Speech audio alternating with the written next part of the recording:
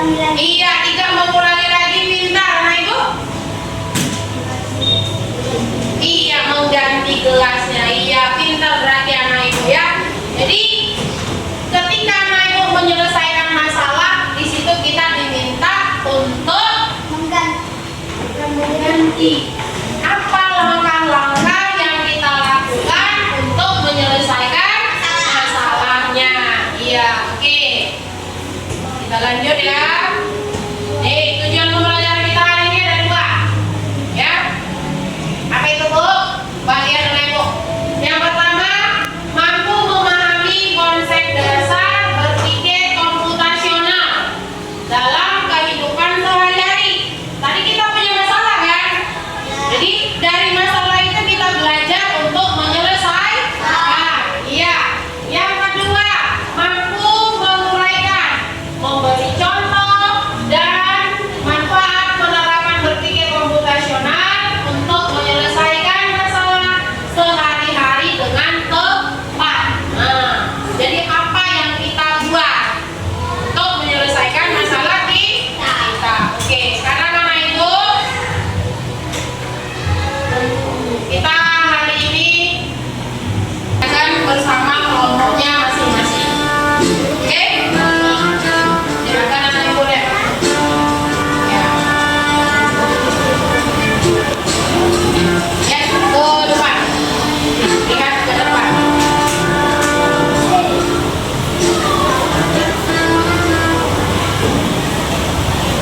Oke, selamat datang. Pernah nggak sih merasa mentok pas lagi ngadepin masalah? Oke. Udah tahu apa itu nak? Berpikir komputasional? Tidak. Ada berapa tadi unsurnya? 1. Dekomposisi. 2. 3. Abstraksi. 4. Algoritma. Iya. Katanya ini sudah sering kita alami. Dekomposisi tadi ngapain katanya?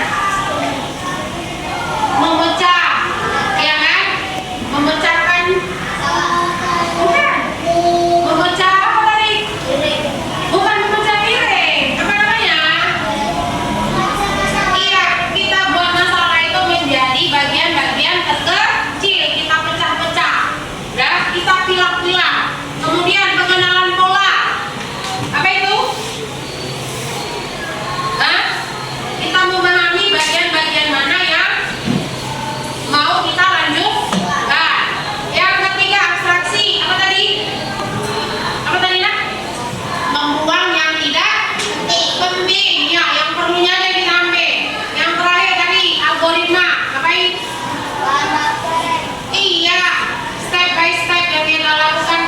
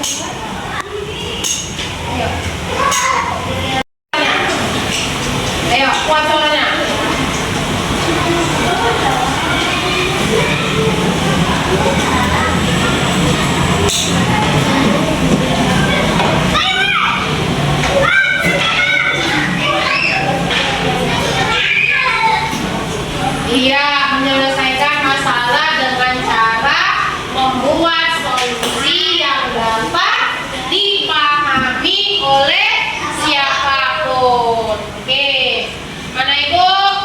Kerjakan tugasnya di rumah. Pertemuan berikutnya dikumpulkan tugasnya ya.